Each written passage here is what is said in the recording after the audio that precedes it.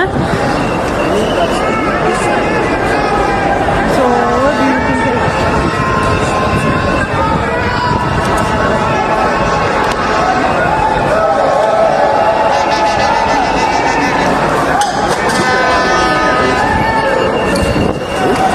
Mama, nikaa uzuri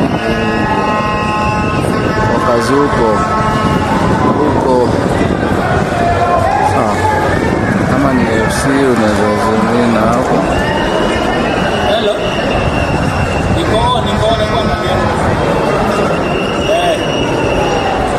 Majet. Sawa. Jana nimepita.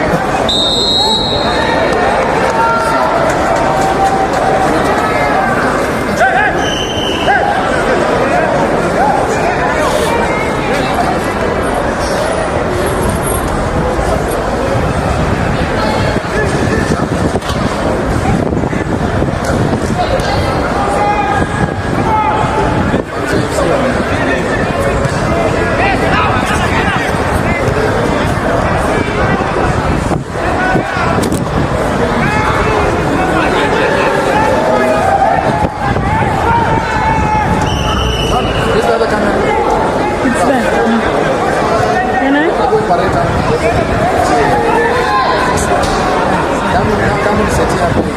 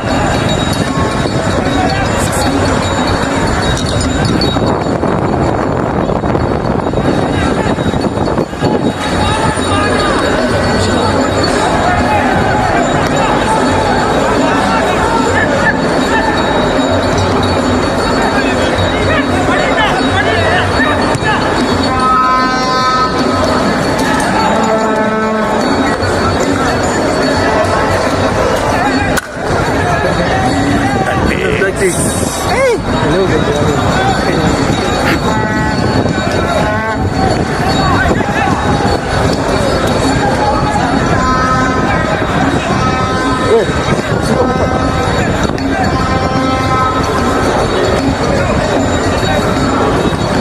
Shilenji, nipatie mic. Mic.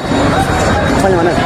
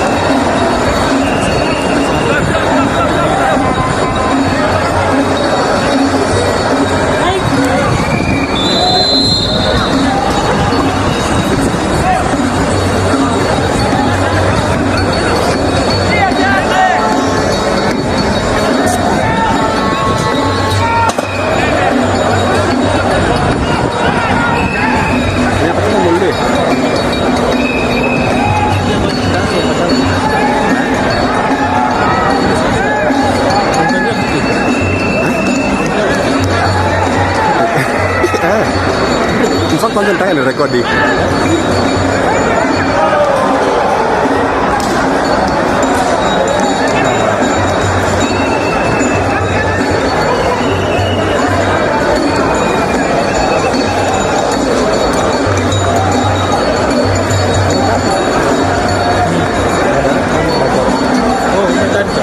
Ndio lakini ndio mtu.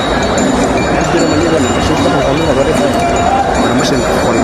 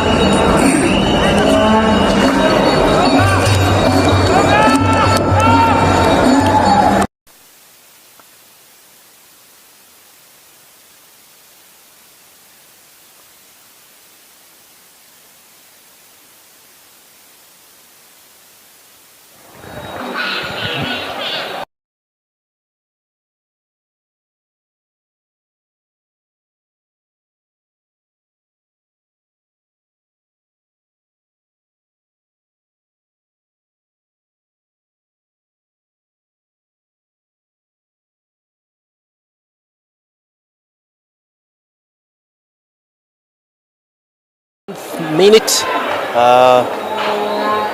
No goal so far. And Posta Rangers still building from the back, having so much of the possession at the moment. And they look to break on the left. But FC makes a foul. That is Peter Theo foul, the assistant captain of the team. Has fouled Brian Otieno.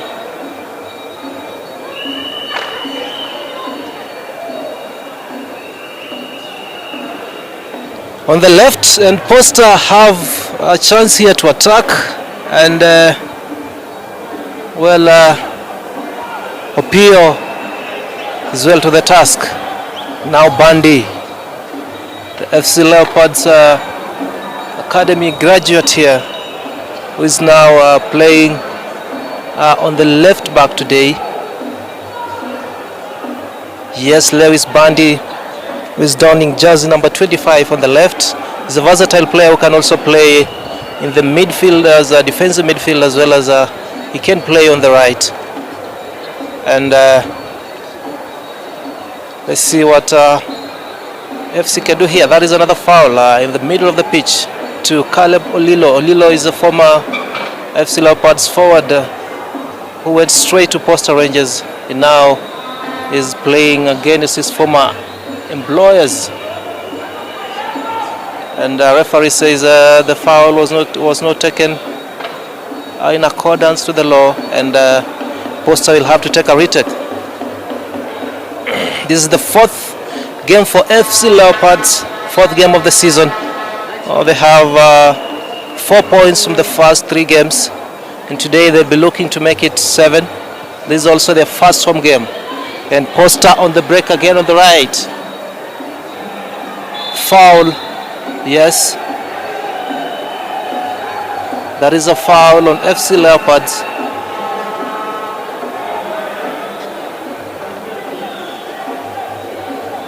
And the man who has been fouled is Owiti. Geoffrey Owiti, who has been out for almost a season. Actually, the entire last season he didn't get game time because of injury, but is now back on the side, and he starts on the left wing alongside Ojo Olani as a center forward, and Maxwell Otieno on the right wing. Up here,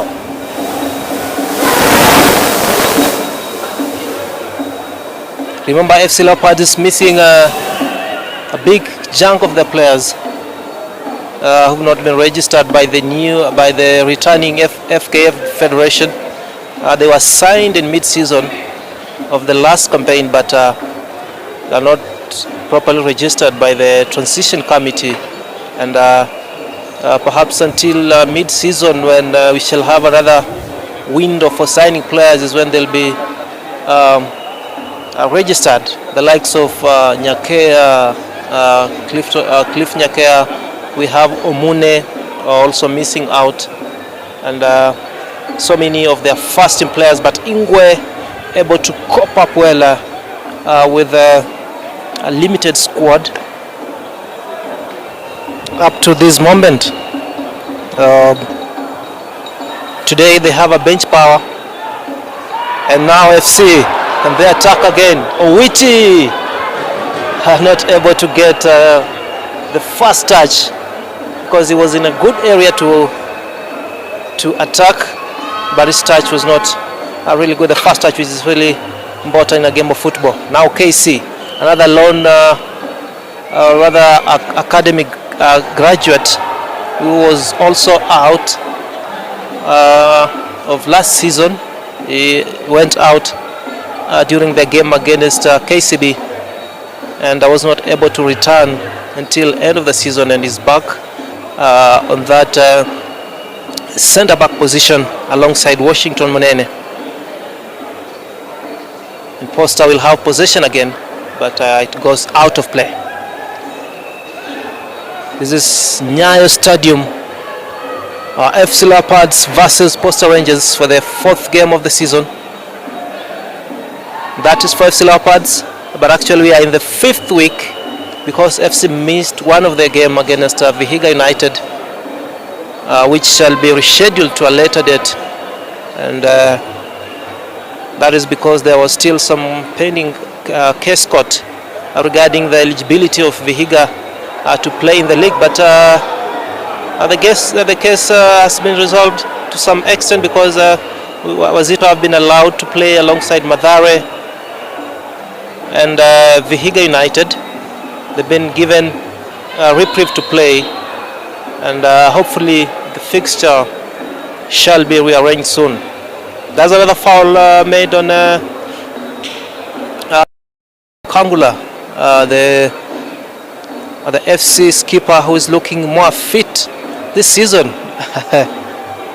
Last season it was a bit heavy for him to run, but he looks in good shape this season, and he will be very valuable addition to FC Leopards, the former Thika United man. Now on the left, Posta on the break. Good tactics here.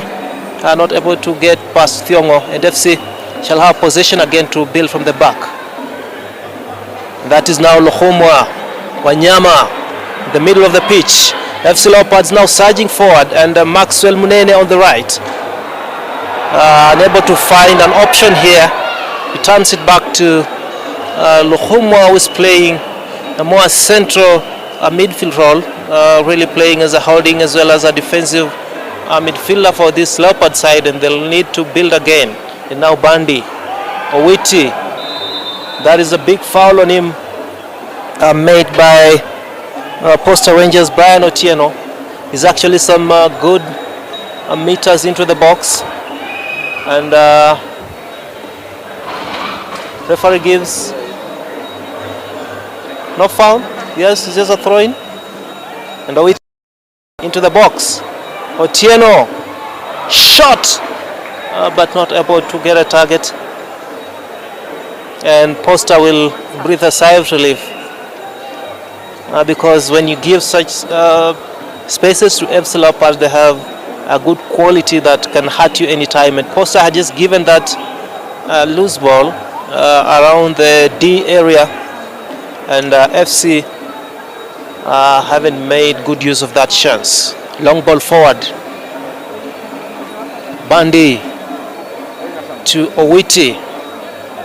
Lhumwa.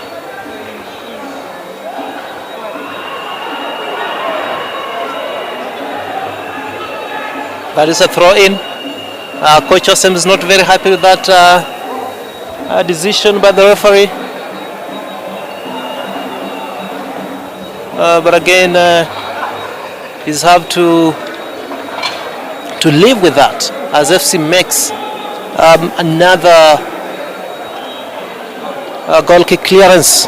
We are playing the 30th minute of this first half, and nothing separating these sides. This has been a game of few chances so far. At the moment, and the teams just look to be settling into the game, as Posta have had much of the possession in the first encounters, but in the last 10 or so minutes, FC have been able to come back into the game, and they look now settled at the moment to counter Posta Rangers. The last meeting in the last season, FC was able to get maximum points, and they'll be hoping to have similar results today. If they get 3 points, they pushes them to 7 overall, where they'll be looking to track table leaders Tusker, who have maximum points so far, having lost, or rather having had maximum points against FC Leopards in fortnight at Kasarani, in a game that was very controversial, especially with officiating, and it's a matter that is actually under review by the Football Kenya Federation's Disputes Committee. FC again, Opio is able to get that forward. Maxwell Otieno. Mkangula, can he get a shot there? Otieno, look at this. Oh boy. Good play from FC Leopards, but not able to get a good shot in the final third. There was a good interchange of play between Mukangula, Maxwell Otieno and Ojo Olani, but the last touch has not been very good for the Leopards, who should have had a goal at that level. And Posta again will have an attack, but that is an offside.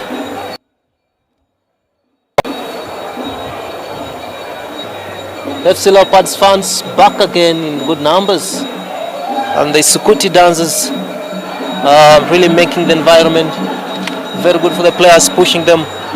And these are the 12th player for FC Leopards who really pushes the players in terms of morale to perform. Post again, and that's a foul on Michael Owino. Washington Munene fouling Owino just in the middle of the pitch, and Posta will have a set piece here. Referee having a word with Maxwell, or rather not Maxwell, actually is Washington Munene, just giving him a word. He's the assistant captain of the side. A referee not allowing him to have the foul play once again.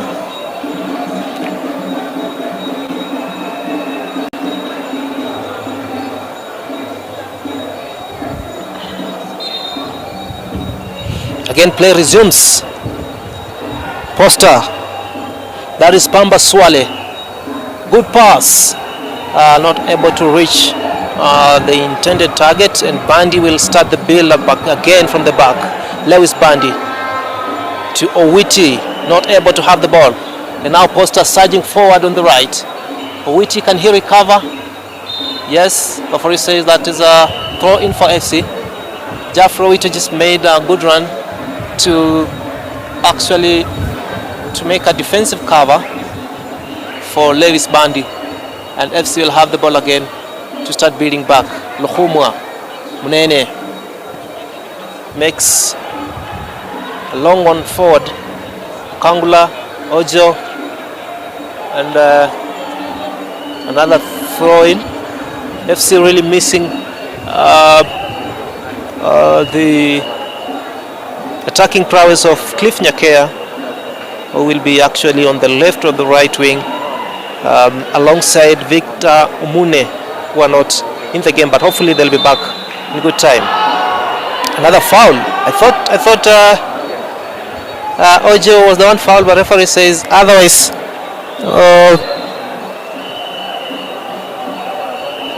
The foul is for Posta. Again, good build up by Posta. And yet Bernard, good ball forward, not able to get the left wing man actually, who is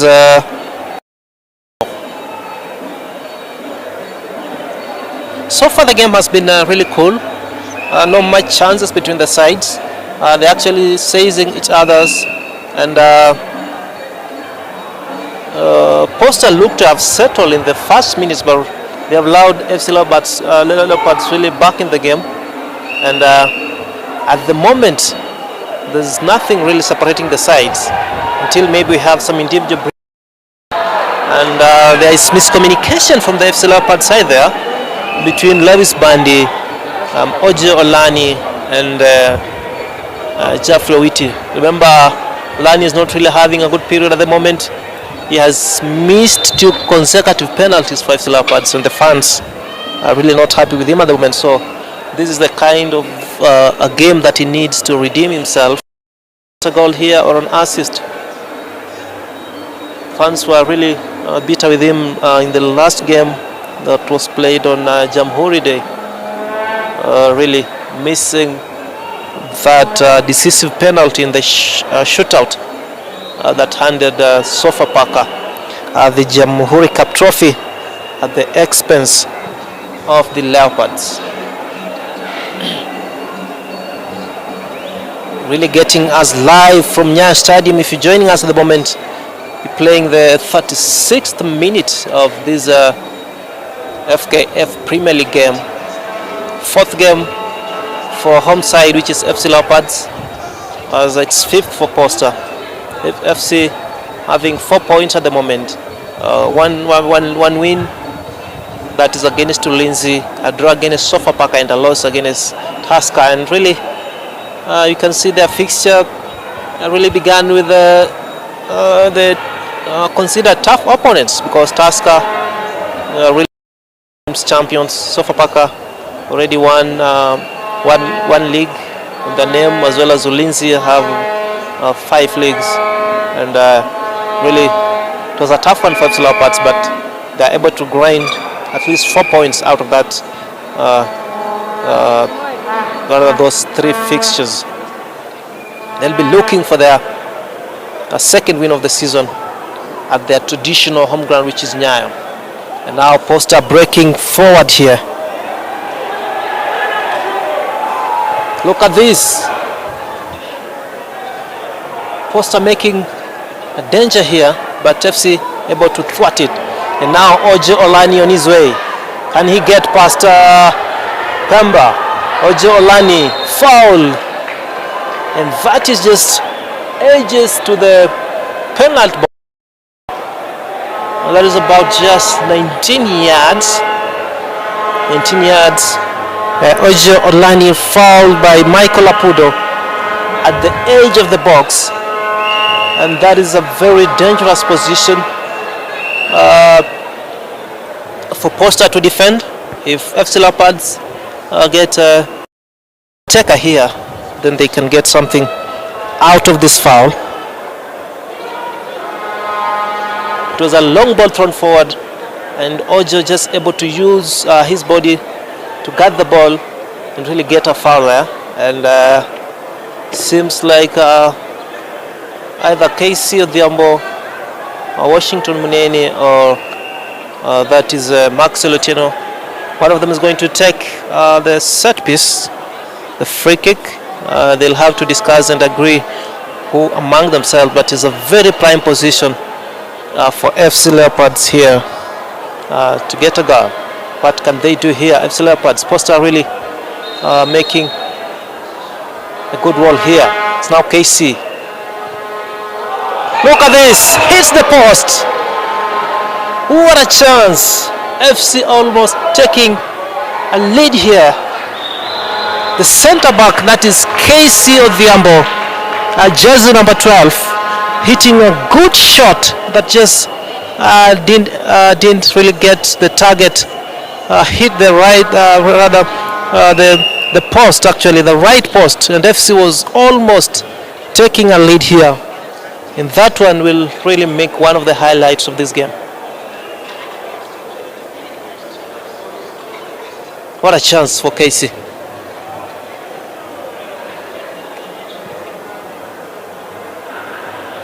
That would have been a lead for the Leopards, which would be really deserved in this first half.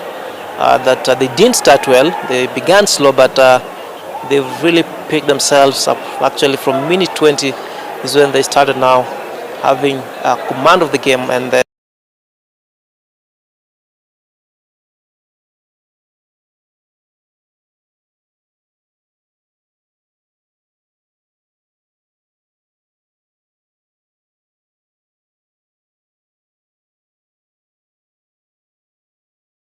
scoring.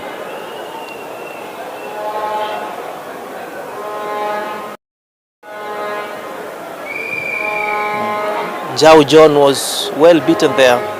Is the goalkeeper of the side, was already beaten by KC. And now Posta make a break, but win a corner. Win a corner on the left. That is by Brian Marita, another former FC Leopards man.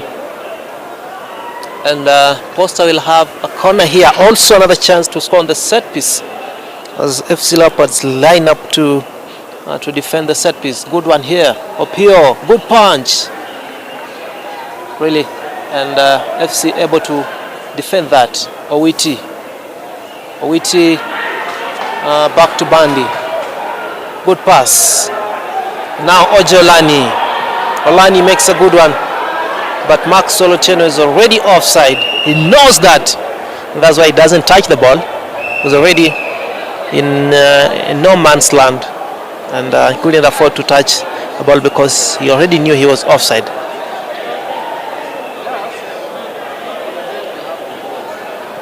And now Posta again. Look at that one. Good pass, but not able to reach the Posta forward.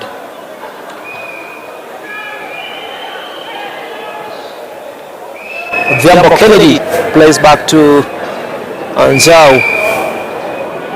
That is John Njau, goalkeeper for Posta Rangers. And they build again their play on the left back. They're really using that left flank.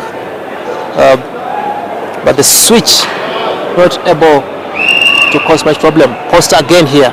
Good cross inside the box. AFC Leopards in danger here. But Thiongo, the captain of the side, had really read the move by Posta Rangers. Peter Thiongo, the captain of the side, or rather the assistant captain of the side, who's been switched from attack to the fullback right.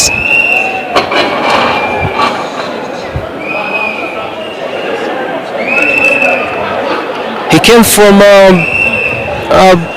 Kakamega Homeboys, where he was a winger, but coach Patrick Osems has been able to convert him to a fullback, and has really done good for the side at the moment.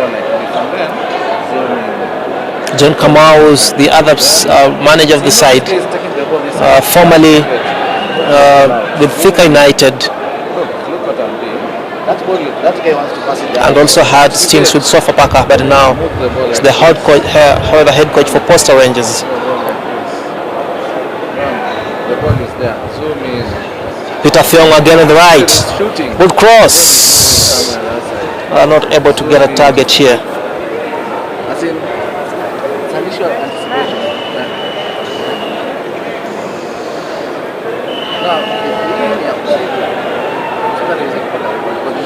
Posta Rangers is one of the sides that have really improved the game in the last few seasons.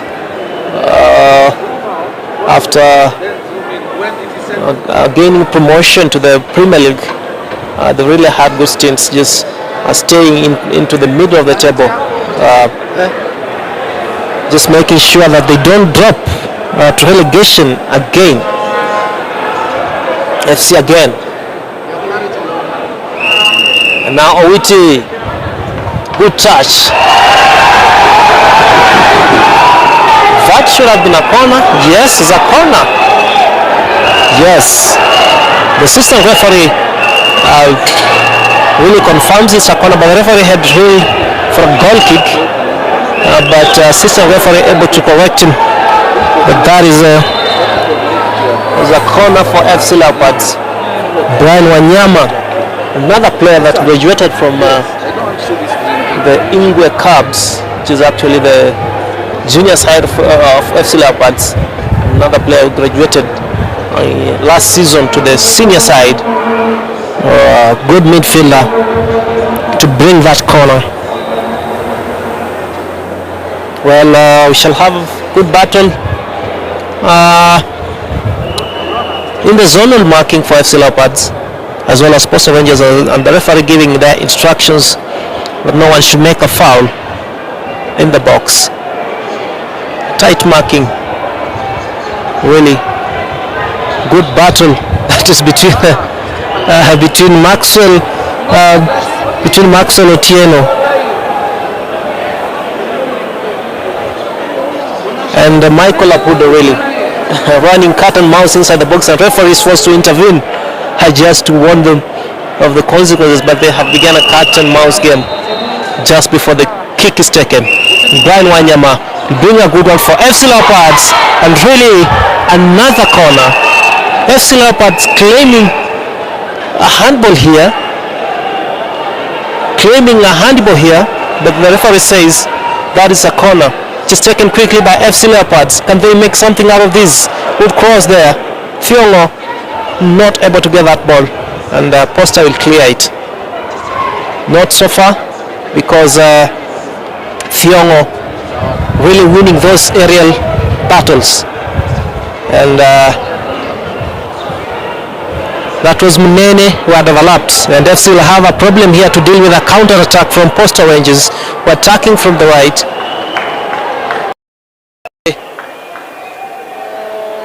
But they're able to deal with the which has left one of the Leopards defender down. We shall need medical attention. Of course, that was a swift attack from Posta Rangers on the counter-attack, but FC standing tall just to nullify that danger.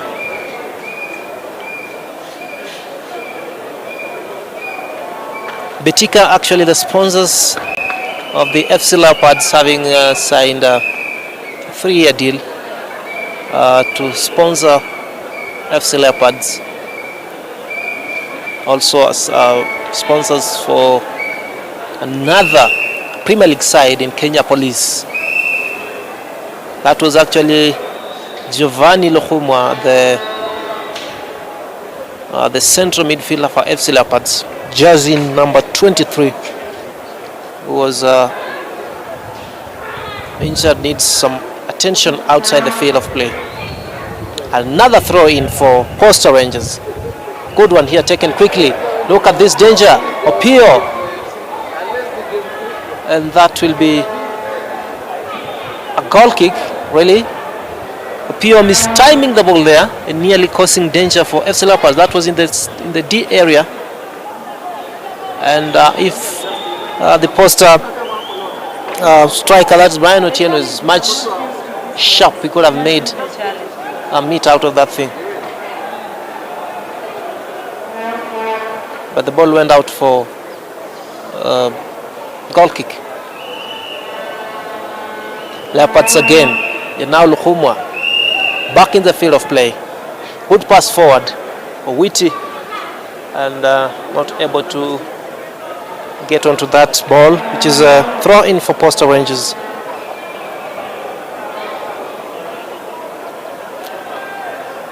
Jock Elvis. Another foul.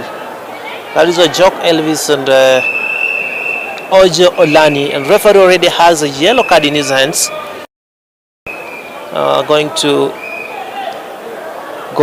Ojok Elvis, the right back for Posta Rangers, who made that foul on Ojo Olani. Really, he's also getting medical attention, but clearly is the one who made the foul against Ojo Olani, and that shall be another set piece for FC Leopards. We're just playing a few minutes to halftime. None of the team able to get a clear-cut chance so far, and Posta's skipper having a word with referee to why his player was yellow carded, but referee stands his ground and says that was a foul. And now Bandi and Munene agreeing to who takes that. It's been left to Brian Wanyama, and now to Bandi. Floats across in. FC Leopards, can they get a goal here? Cleared quickly by Posta Rangers, and now there shall be another break towards the goal of FC Leopards. Good ball, but Bandi really back to thwart the danger. Wanyama again, and now Owichi. FC Leopards on the break. Can they get something here? Good cross. Maxwell. Otieno on the right. Yes, good fast touch. Able to hold on to the ball, maintain possession. Good cross by Peter Fiongo, but just rolls out of the field of play.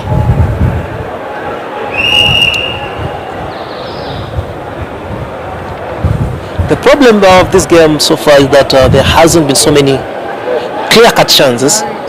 There have been some half chances here and there, but not clean chance for a player to claim a goal. And Owiti here coming to the box, dribbling, but he looks a bit undecided on what to do, whether to dribble again or shoot. And that's how he loses the ball possession easily to the Posta Rangers defense. The ball has already been rolled quickly to the FC Leopards goalkeeper, who begins to build up again back with Wanyama and Casey in the FC Leopards half. Another good pass to Thiongo on the right. Again, FC Leopards loses possession. The referee blows the halftime whistle here at Nyayo Stadium.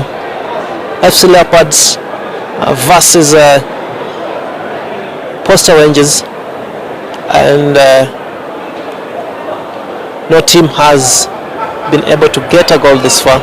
Few opportunities, and one of them just falling to Casey Odhiambo with that super free kick that had already beaten goalkeeper Njao, but just hit the post, and that has been the clear chance in this game. But apart from that, every team has been really struggling to create clear chance, each having possession at times, but nothing to materialize so far in this game. So at halftime at Nyayo Stadium, it's FC Leopards 0, Posta Rangers 0. I'll see you on the other side of the break. My name is MC Shilenja.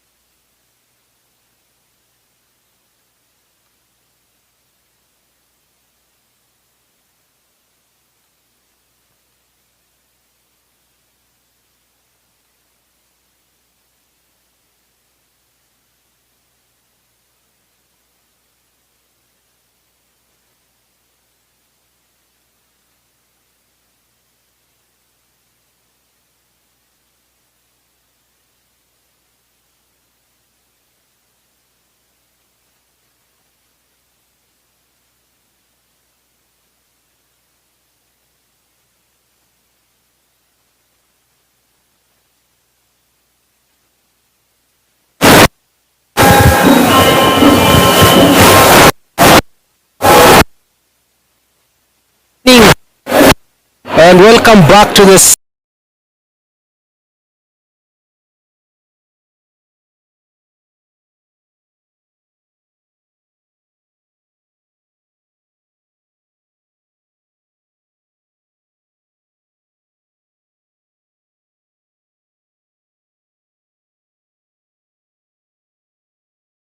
Hopefully to get a goal for either of the side and claim the 3 points. And a couple of changes already on the FC Leopards side. I've just gotten from FC Leopards that 3 of their first team players have been cleared. Yes, have been registered and cleared to future for FC Leopards. That is Nyakea, jersey number 10, Victor Omune, and Lopaga, who have already been cleared, and substitute made for the 2 players. That is Nyakea coming in and Omune coming in place of Maxwell Otieno. Posta Rangers still unchanged as they prepare to begin the second half. So quickly taking you through the 2 lineups. On the FC Leopard side, we have Levis Opio in the goal, Peter Fiongo, KC Odhiambo, Washington Munene and Lewis Bandi.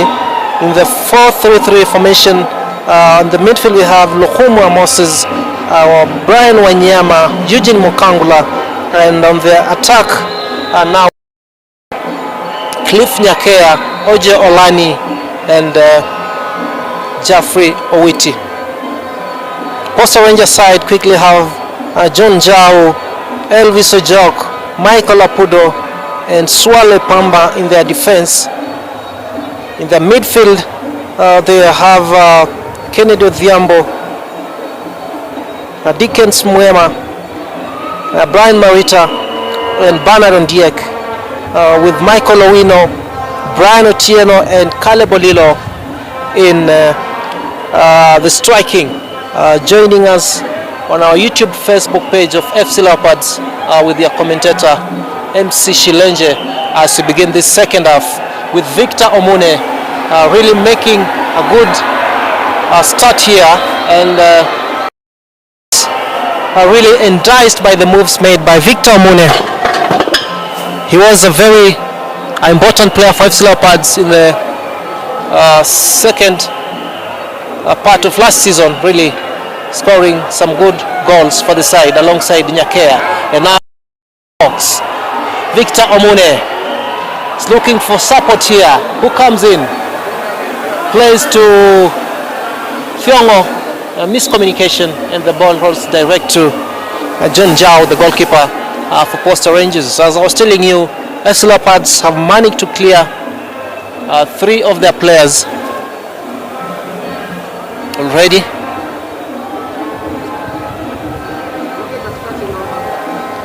That is Cliff Nyakea, Victor Omune and Josephat Lopaga, and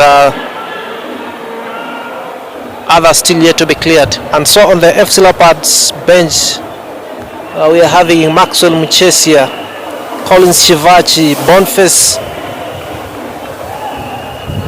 Mukeke, Eric Mbithi, Owen Mboya and Robert Mudenyu.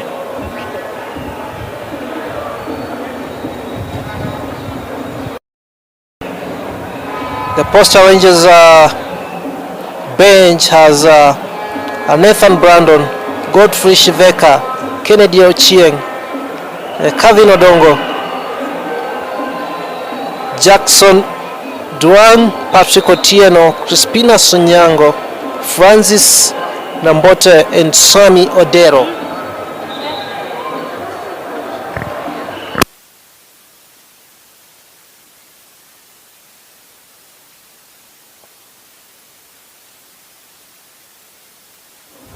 And now FC Leopards are taking the lion's share of the possession so far in the second half here, after making those 2 changes. Fiongo really are not able to get that layoff from Washington Munene.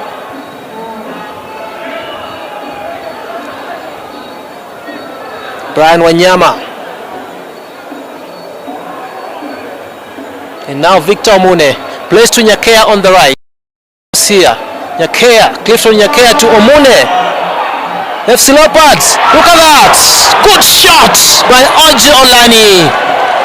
Not able to get the target, but clearly FC starting to play some delicious football here.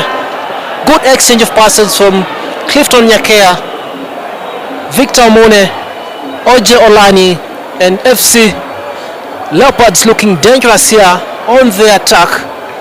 And just those two substitutions have really brought in some change in the formation of play. And Eugene Mukangula, the captain, has dropped into the midfield, really playing a more holding role than he was playing the attacking in the first half. He's coming into cover for Moses Luhumwa, who has been sent out, and Cliff Nyakea has come in his position, as well as Mune coming in for Maxwell Otieno, and Jeffrey Owito on the left. FC Leopards making another break here, but Posta really not allowing that cross, and they seem to be succumbing to pressure here. Posta Rangers, will they be able to hold on for the remaining minutes? If they're beginning to defend this early, then they shall be in for a very big problem this evening. And Cliff Nyakea really ready to bring in that cross.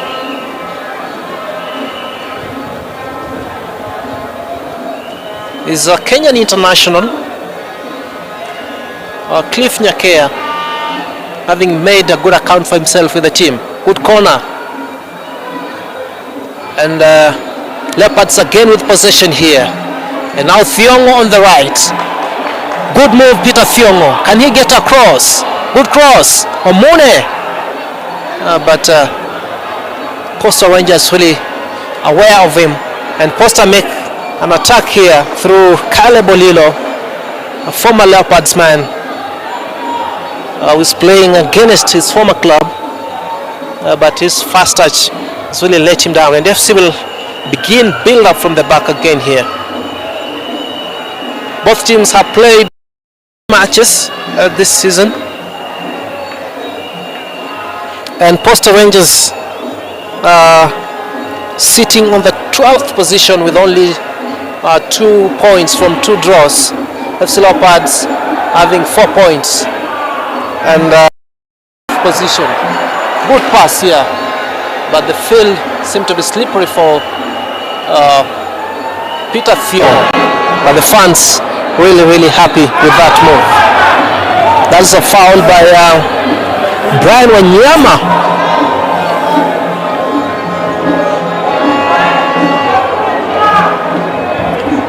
And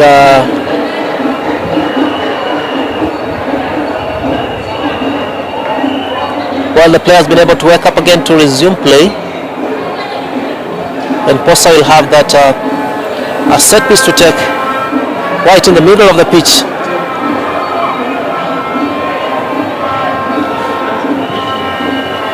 And they'll begin the build up again. Nkangula on the ball. Cliff Nyakea plays back to Peter Thiongo. Will make good move to Nyakea back again. Some good exchange of passes. Nyakea to Oje Olani. Omune and Nyakea again on the right. Getting a throw in.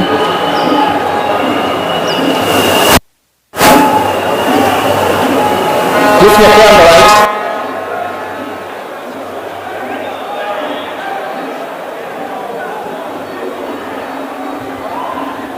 And John Jawi have no problem with that ball. So for the second half, really, Posta have dropped in their possession, allowing FC to have much of the ball, which is a bit risky for them, because FC Leopards are very good in possession. They can make situations out of it, and that is just one of them. Owiti, good shot there, but blocked by Michael Apudo for Posta Rangers.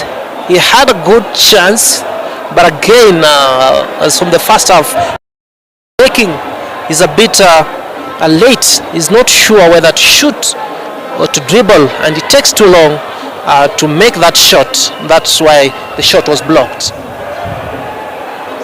But It was a very good chance for AFC Leopards to take a lead there, just dispossessing Posta Rangers defense. And Posta again with the ball beating from the midfield. Good pass, nobody, and FC will pick possession again. And this is the problem that Posta is having. They're losing possession quickly and just handing the ball back to FC Leopards on each occasion. And now Ojo with the goalkeeper, and that will be so dangerous. Dangerous foul by Ojo. They were vying for the ball with John Jau, and he wasn't able to get to the ball on in good time, and they've clashed with the goalkeeper. Referee already blowing whistle for foul, and Posta Rangers, the goalkeeper is down. You can the intention of Ojo was not ill because he was going for the ball, but just bad luck, he didn't get it. And Posta have their goalkeeper down already. Brandon Nathan, the second goalkeeper, warming up for Posta Rangers in case John Jau doesn't wake up. Then he will be coming in, the second goalkeeper, that is Brandon Nathan, and he seems to be not waking up here. That is John Jau, really getting medical attention inside the field of play because he's a goalkeeper and he cannot get out until all options have been exhausted. Meanwhile, the second keeper warming up on the lines.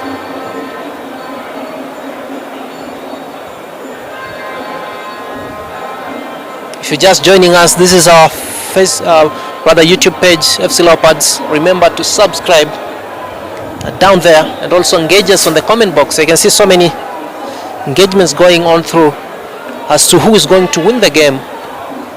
Again, just comment here. Perhaps you give us a prediction who's going to win. Is it FC Leopards or Posta Rangers, and by how many goals? By 90 minutes, we shall be knowing who made the right prediction. And that is another foul. Players resumed. AFC Leopards gets another foul here. They are now seeing much of the possession, really. The introduction of Omune and Cliff Nyakea really having spiced up the game, and you can feel that AFC is beginning to have much of the ball in the attacking areas, and this kind of set pieces should be able to give them something in terms of a goal. Brian Wanyama and Keiso Dhiambo in discussion of who is going to take the set piece, and it will be left to Keiso Dhiambo. Good one here, shot on target, but goalkeeper is really up to the task and not troubled by Keiso Dhiambo's shot. Those are two good shots from Odhiambo. The first one just hit the post in the first half. Similar position from set piece. He could have gotten a lead for FC Leopards here, but it hit the post. And the second one here has been a shot on target, and the lad is just showing his prowess in terms of set piece play for a centre back, which is very good advantage for him. And now Posta with Olilo in the middle of the pitch. Really foul? Yes, a foul by Brian Wanyama, who gets foul on Olilo. Clearly Caleb Olilo had gotten the better of him because he was advancing towards the final third, but Wanyama just clipped his ankle, and he's been yellow carded.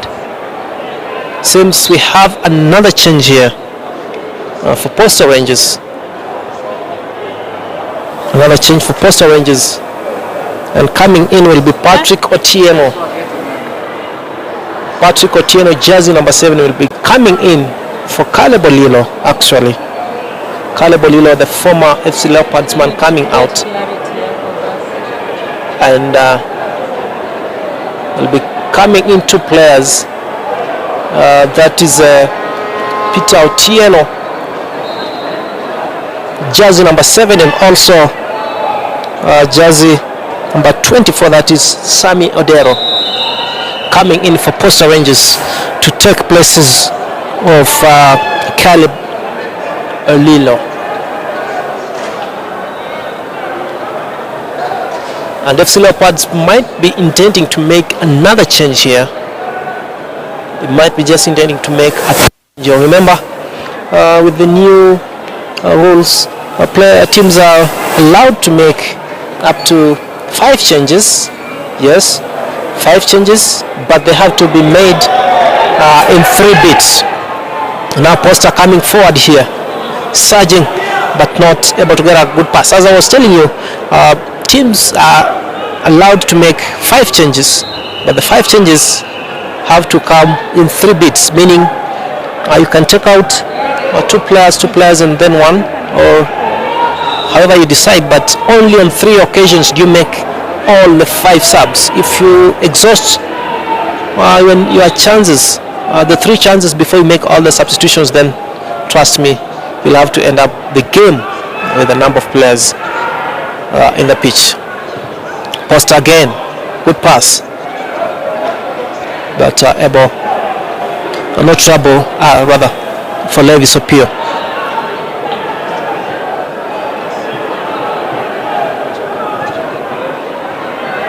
Victor Omune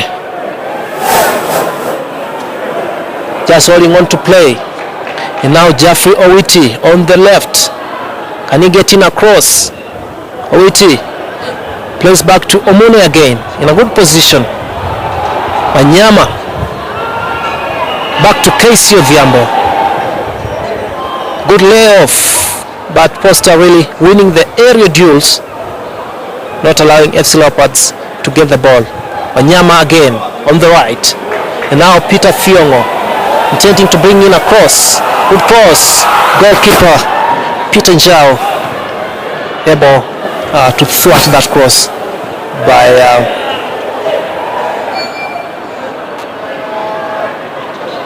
Peter Thiongo. The game is getting more life again.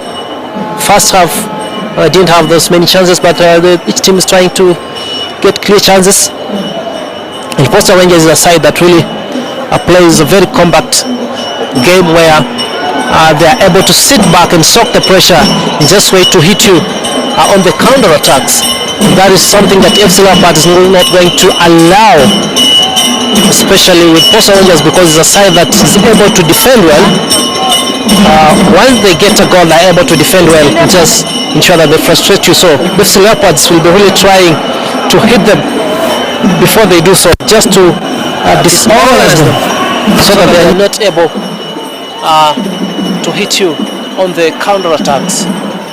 Peter trying to bring in a cross back to Nyakea, and now Wanyama. Good anticipation, but the execution not really perfect, because he wanted to get a split pass to Oje Olani, but his execution not really proper. Posta really beginning to build from the back. Jock Elvis in the mid to Pamba. Posta again, but they make a miss pass, which has been their trend so far in this second half. Nyakea, Thiongo in good position, dispossessed by Kennedy Odhiambo. Again, Posta losing possession here. And that is their problem really. They lose possession quickly to FC Leopards. They can't hold on to the ball even to make 5 passes. And FC Leopards really need to make a use chance of these missed balls and the loss of possessions, just to ensure that they can hit on the line of play, which Kangula is trying to do here with a pass. Good one to Nyakea. Good stop. Applying good skill, and that will be a handball. And acrobats are stopped there by Cliff Nyakea. Good cross. Not able to get the target. And as I said, FC Leopards were intending to make another change, and Josephat Lupaga, another registered FC Leopards players will be coming in. He will be coming in place of Owiti. Jeffrey Owiti is going out, and this place taken by Josephat Lopez. Speedy wingers on the FC Leopards side. Once he has the ball, then trust me, his marker will have to run. Good shielding from Apudo, and Posta Rangers will have another goal kick there.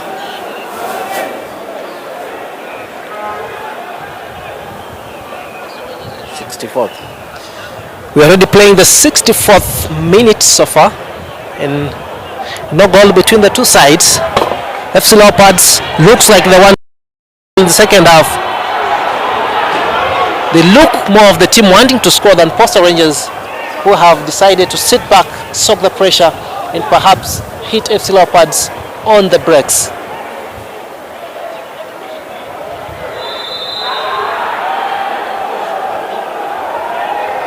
Another foul in the middle, really having none of that, stating clearly to Casey Odhiambo that is not allowing him to make another foul, or else is going to really yellow card him.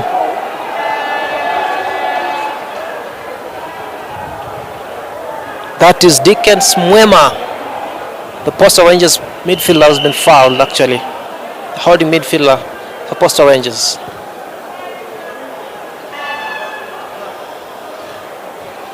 That is another set piece wasted by Posta Rangers.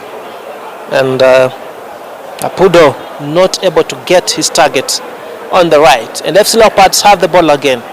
They're seeing much of the ball, but just not able to convert this position into goals, because they are hoping to get a win here, just to jump from their ninth position. If they get 3 points, then trust me, they shall get into the top 5 of the Premier League, because they already have 4 points from 3 matches, and 3 points here pushes them into the top half of the table.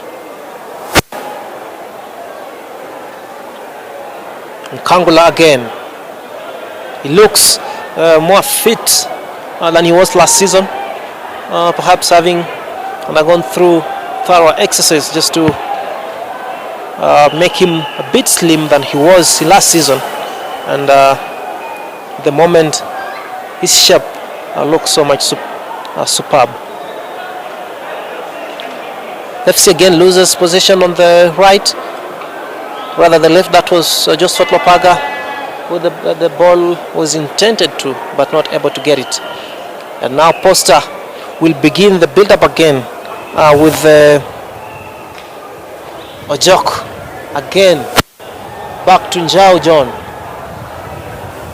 piling up pressure again on FC Leopards, and Posta will come in numbers to attack here. But there's the offside, yes.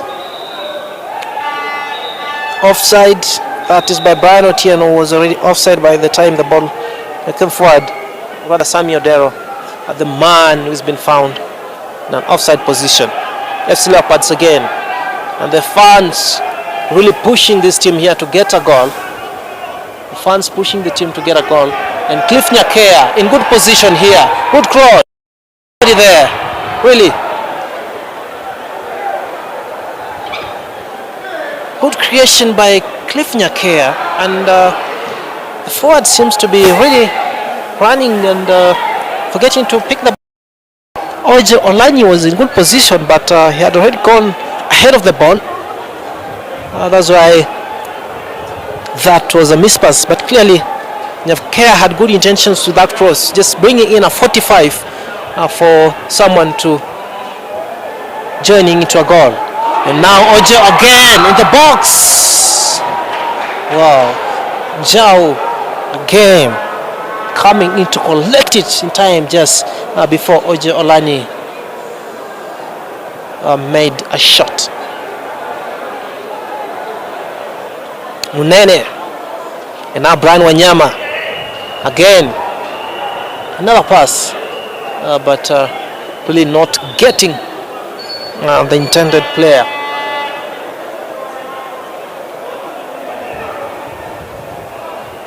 Pamba Swale is the man really on that heart of Posta's defense. The man with the ball, Pamba Swale, the jersey number 3, playing to Pudo Michael. And Posta again really not able to hold on to possession, but FC Leopards will have a throw in here on the left.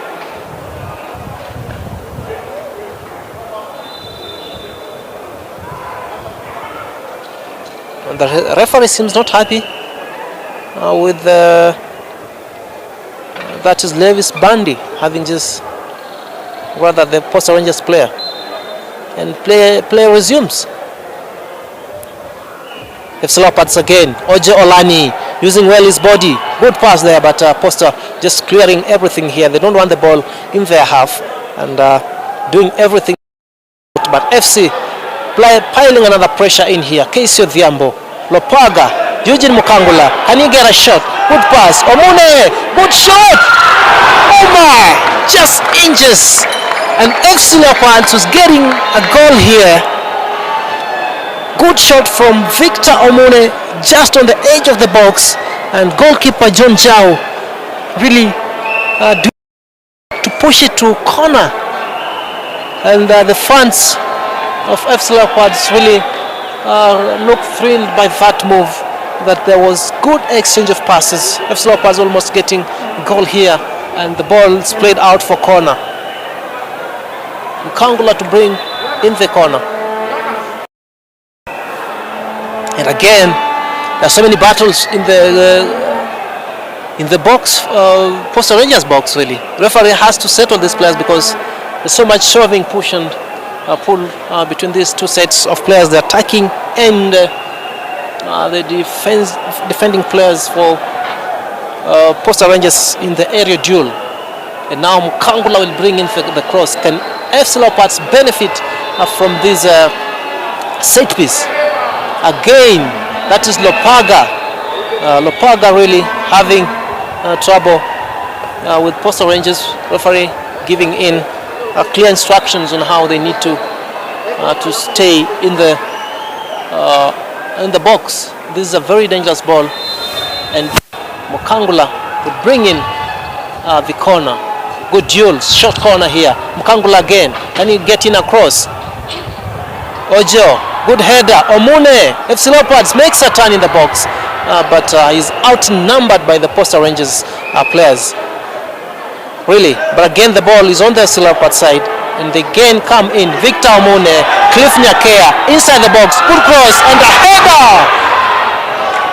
Not able to get really the target, and FC Leopards will have the ball again to Oje Olani on the left, and good battle here. Lopaga with the ball.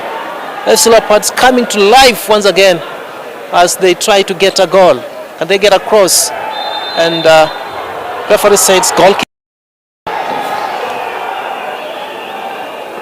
Yes, goal kick. Posta will do another change. Coming in will be Kevin Odongo. Kevin Odongo, that is jersey number 6, coming in place of Deacon Mwema. Deacon Mwema is the man getting out for Posta Rangers as they replace the midfield, and coming in is Kevin Odongo in the midfield. FC have had some good spells in the last minutes, really pushing Posta Rangers to the limits, and if the pressure persists, then FC might be getting a goal just any time if they keep on pressing the Posta Rangers side. Mukangula, and now Bandy, Lewis Bandy is calling men to move forward. A plays back to Munene. Munene Washington is also a man who is versatile, can play on the left and also play in the central defense. So today is playing in the centre back position, and clearly the fans are not really liking the officiating here. Expected to have a free kick, but referee has ruled against their team, and they'll have none of that. Posta Rangers again.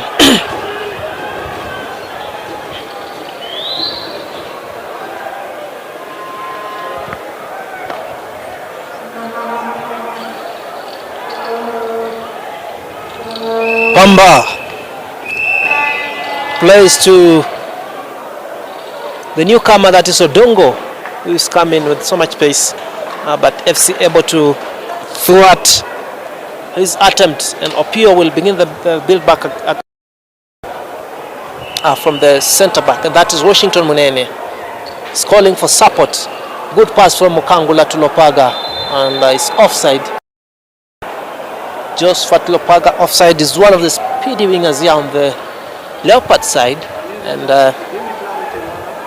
they will be using his pace just to drop those balls behind the defense, and Lopaga can run to them and be able to bring in a cross or a shot to the poster goal. FC again. Pemba. Again, Posta Rangers on the build-up. Back to Apudo. Apudo playing to back to his goalkeeper. That is John Jao, and Posta have another long ball forward, but FC Leopards, Bandy chesting it and bringing it back to play. Posta again here. FC Leopards midfield duel now.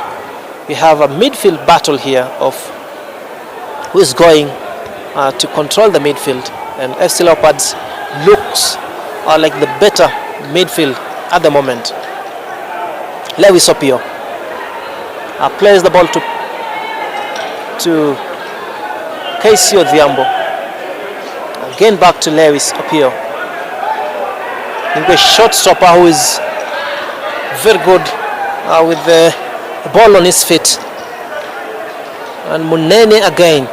And now Brian Wanyama was dropped into the defensive midfield role that was earlier played by Giovanni Luhumwa. Again, FC Leopards. Cliff Nyakea plays it back to Brian Wanyama. The fans just urging him to bring the ball forward. FC trying to stringent passes. Lopaga again offside. Ojo Olani can't believe this. That after FC creating that chance, creating that play, he's been caught offside again. That is the second time, and I think he'll need to be very clever to evade the FC, rather, or the referee.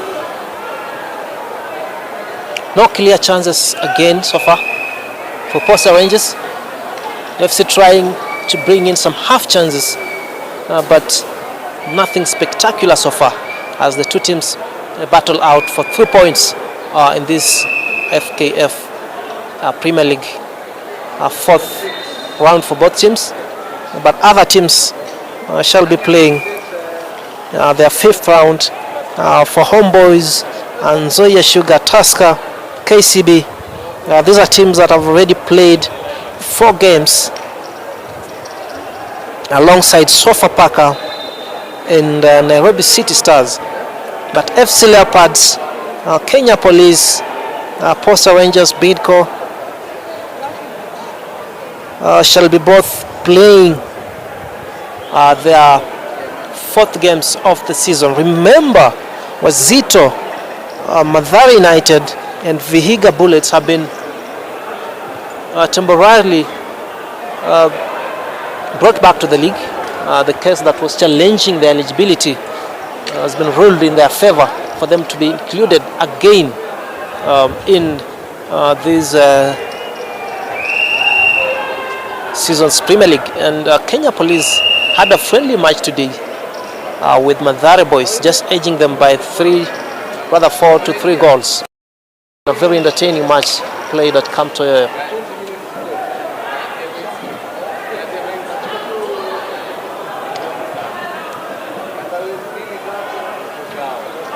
Posta Rangers again.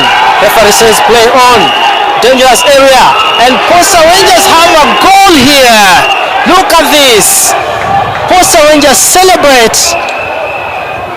It is a goal. The referee says that is a goal. And Posta Rangers will have celebration here. This is... Look at the celebration by Posta Rangers, just saying that they've scored a goal. And Casey was fouled here, but referee, because it was a one-on-one situation. It was one-on-one situation. One-on-one situation. That is between AFC Leopards centre-back Casey Odhiambo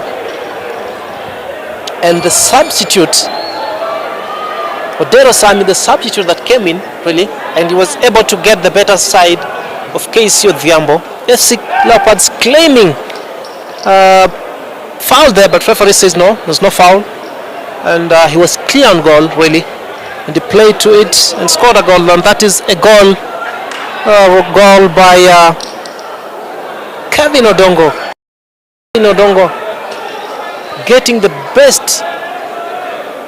better of Casey Odhiambo and slotting in that goal on one-on-one situation, and Posta Rangers taking a lead here late into the game. Referee having discussions here, but clearly is going to allow that goal because he says that is a goal, and we'll have to see whether there shall be another decision, but as it looks, the goal shall stand. Casey is down. He just came back to the team, and Posta will be making another change here. Another change for Posta Rangers.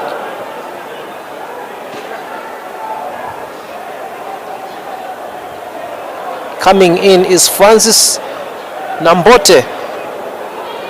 Francis Nambote coming in place of Brian Otieno, and referee allows the goal. It will be AFC Leopards 0, Posta Rangers 1. In the 8 minutes of this game. 8 minutes. Goal scored on 78th minute, really, and AFC Leopards will have only 10 minutes to get an equalizer here. But as you know, in a game of football, anything can happen. It's still enough time to get an equalizer and even a winner if they get their game well. Lopaka in the box. Corner. Posta Rangers have been able to hold on to their play, really soaking in pressure and hitting AFC Leopards on the counter attacks, and that is how they've been able to get their goal in the 78th minute. And AFC Leopards will be on much pressure here to get an equalizer.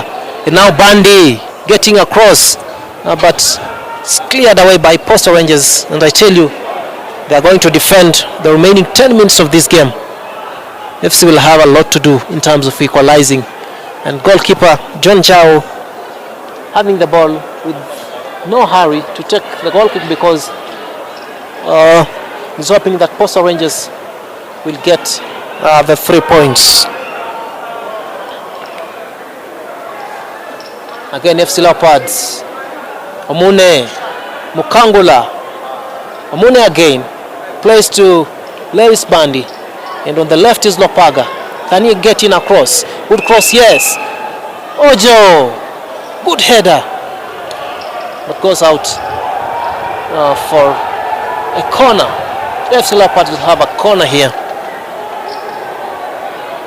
The fans piling pressure on the Leopards team to get a goal.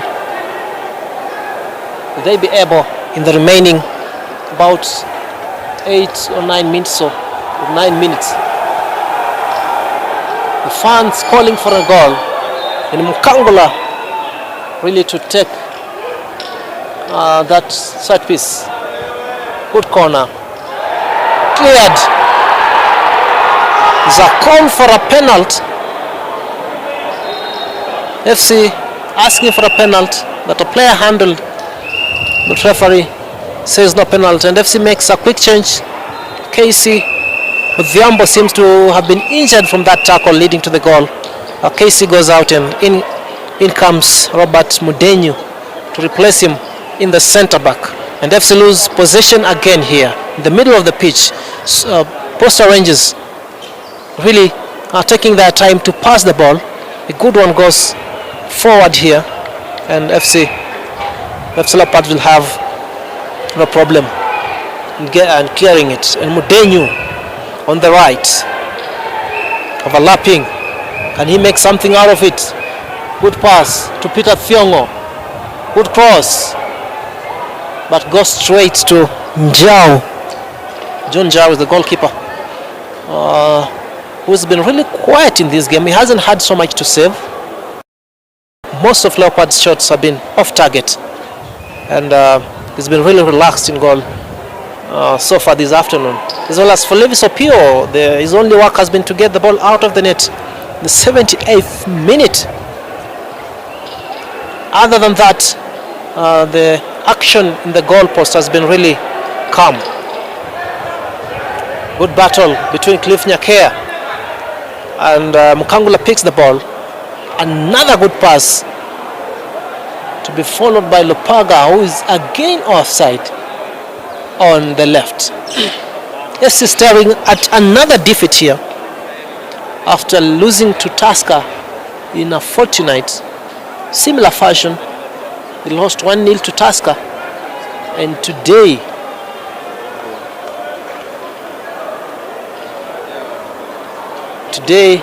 they look again at another defeat. If they don't get a goal here in the remaining few minutes, then Leopards will be staring to another defeat. As I said, joining us on our AFC Leopards YouTube page, you can give us your views and comments here on the chat side.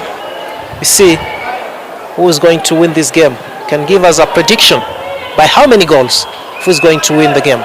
Now Nyakea, good layoff to Ojo. He finds the ball. What can he do with it? Good cross to Lopaga. Just for Lopaga again to plays another one to Lopaga on the left. Can he bring in a cross? First touch, very nice. Back to Bandi. Lewis Bandi keeps possession. And to Wanyama. Again good layoff. Mukangula. FC playing some good football here. Good cross. Again. That should. Referee says another offside there. FC playing some good football here in creation of the passes, but not able to get a clear chance of goal. Michael going down for Posta Rangers. The captain of the side is a centre back. They'll need medical attention, and I tell you, at this moment he'll do anything just to waste time. You know, he doesn't have any hurry to get out, and he'll have medical attention for Michael Apodo, jersey number 18 for Posta Rangers.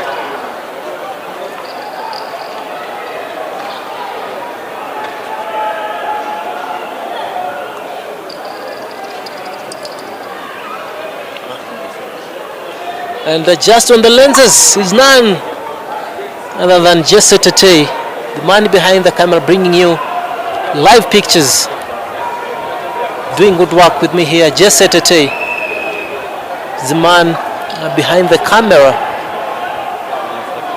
He's actually an ardent fan for FC Leopards, always with the team, and today he's behind the lens.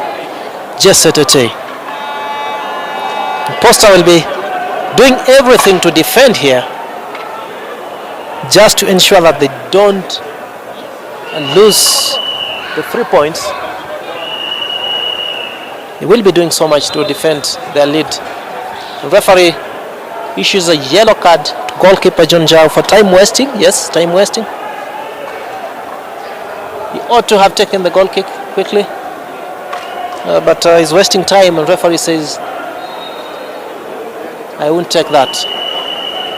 And also his coach, that is John Kamau, the head coach for Posta Rangers, really looks infuriated, not happy with his goalkeeper wasting time, knowing that the game is not yet over, and he's very bitter with his goalkeeper. The fans calling out for AFC Leopards to get a goal. They will be happy if Ingwe gets a goal here, as Lopaga tries to get into the box and has been clipped at the edge of the box, just at the edge, in a prime position that AFC Leopards can get an equalizer here. They've really dominated the game and they deserve something here, even if it's 1 point. AFC Leopards needs something out of this game. It will be very cruel if they lose all the 3 points, having the game. Posta Rangers only having 1 shot on target, and that was a goal. Leopards having the lion's share of the possession, and they need to get something out of that position. Who's taking? Wanyama Mukangula into the box, not able to get a target, and FC Leopards losing possession, and that will be a foul by Victor Omune. Foul on Omune, and Leopards have another chance back here. Posta take the ball, and it will be a throw-in. We are into the very last minutes of the game, and the Leopards are staring at another defeat here against Posta Rangers, a side that has really struggled to get the 3 points against Leopards, but today it seems that they might change that history.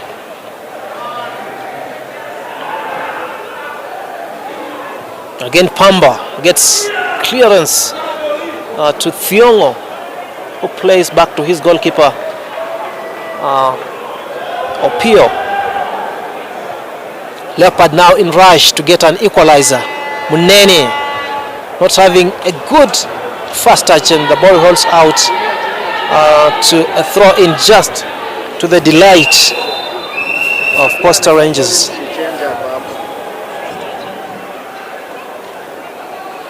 Posta Rangers will be very happy with this kind of set pieces. When they get the throw-ins, they'll be happy because it will knock off some minutes just of the game.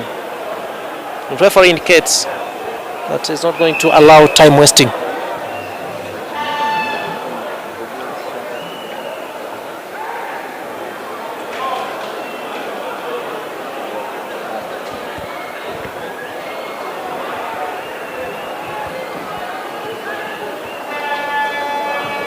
Nyakea, Pad surging forward. Can he get a shot here? Cliff Nyakea blocked. Posta have the ball, and they'll try to break into attack. A good ball forward to Olongo, who gets to the box of FC Leopards, and referee says that is a foul for FC Leopards. Opio will take it quickly to Bandi, and FC Leopards are surging forward again. Now Lopaga in a good position. Can FC attack from here? Good cross, but Apudo are standing his ground, not allowing the ball into his box. And Mudenyu again. Posta Rangers players are all behind the ball, just throwing all men behind the ball as Omune gets into the attack. But again, Posta have so many numbers, not allowing AFC near their box, and that will be a foul to Lewis Bandi, Another foul by Posta Rangers, and they need to be careful really of making these silly fouls, because these set pieces might be really dangerous for them to allow AFC Leopards to get an equalizer.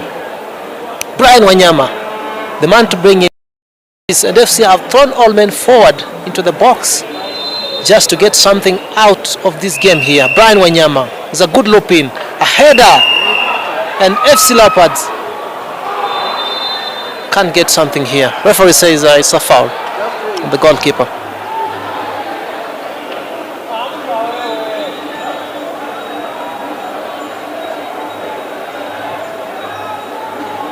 Ojo Olani also seems to be injured here, but to wake up and play. And now Apudo. Posta Rangers fighting for 3 points here into FC's final third. Can they get something? Posta Rangers. Odongo. And referee blows the final whistle. That is the final whistle of this game. Posta Rangers maximum points against the home side FC Leopards with a goal scored in the 78th minute by Calvin Odongo. The only difference between two sides.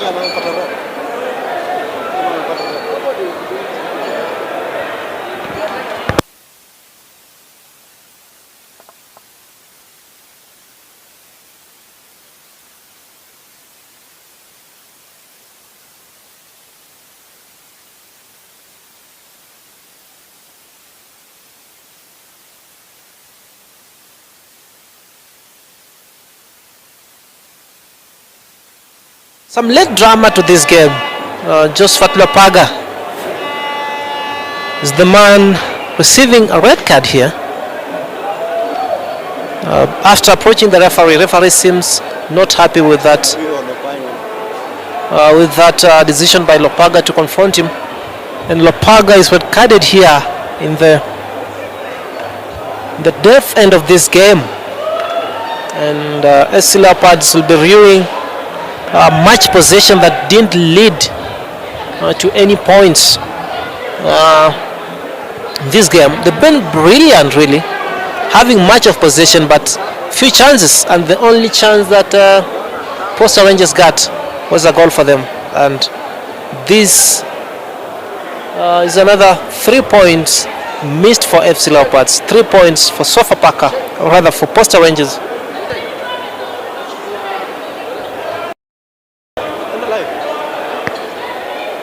And FC Leopards will have much to do in the next match to ensure that they get back to winning ways. They've only had one win, their first game against Ulinzi, a game that they won 2-0 at Ulinzi Complex in the opening game of the season. And now they've gone 3 games without a win. Those are 2 losses in 1 draw.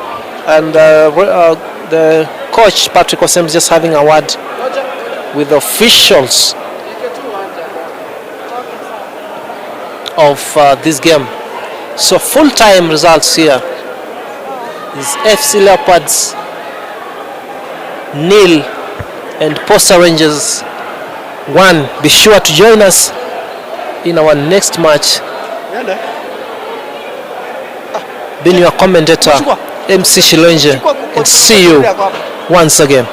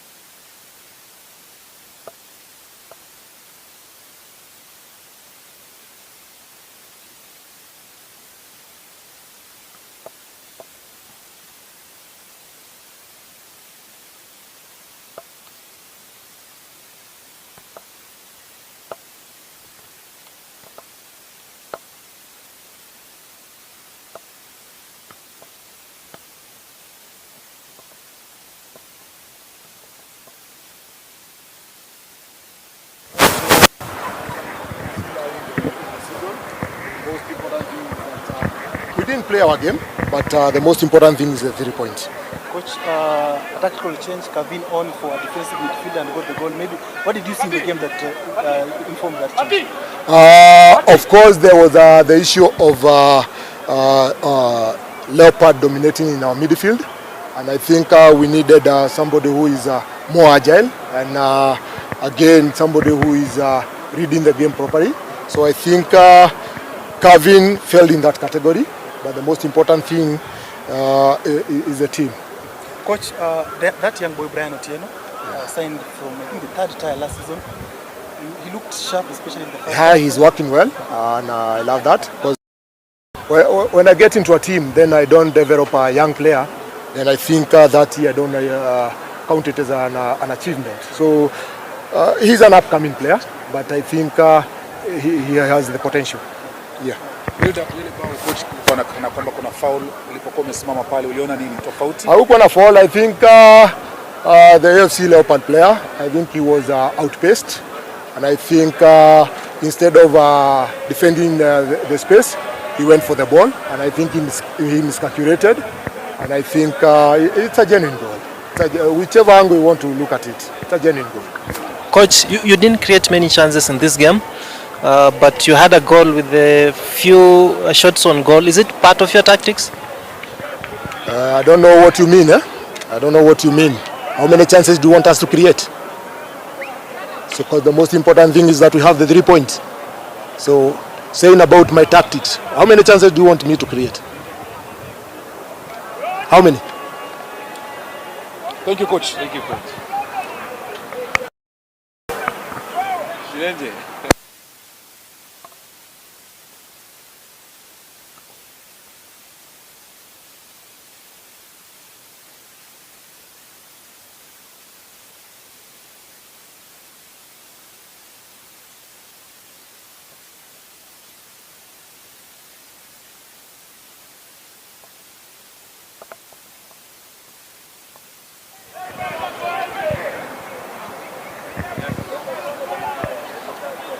Coach, set.